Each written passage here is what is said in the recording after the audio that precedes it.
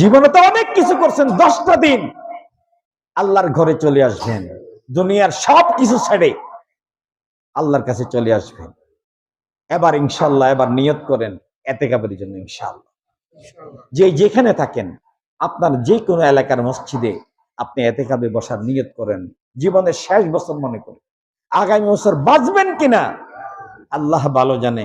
ভৌগোলিক যে পরিস্থিতি, গত সপ্তাহে এই যে সপ্তাহের মধ্যে 6-7 বার ভূমিকম্প হয়েছে, কিন্তু আপনারা জানেন 6-7 বার ভূমিকম্প হয়েছে বাংলাদেশে।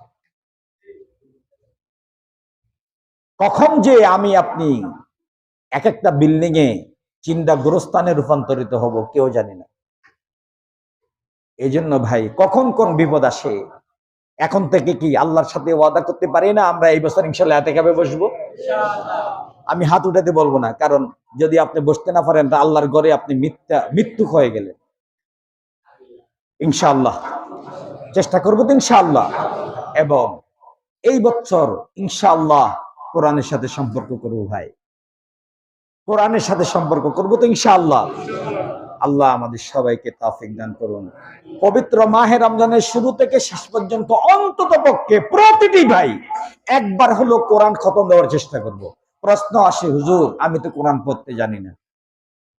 পড়তে না জানলেও আপনাকে শিকার চেষ্টা করতে হবে। শিকার কি করতে হবে? এবং কোরআন শরীফ নিয়ে প্রত্যেকটি লাইনে লাইনে হাত বুলিয়ে বুলিয়ে বলবেন, আল্লাহ নিঃসন্দেহে এটা আপনার কথা, আল্লাহ নিঃসন্দেহে এটা আপনার কথা, নিঃসন্দেহে আপনার কথা। এইভাবে প্রতি লাইনে হাত বুলিয়ে বুলিয়ে বুলিয়ে বুলিয়ে বুলিয়ে এইভাবে কি দ্রুত না আস্তে আস্তে তেলাওয়াত করতে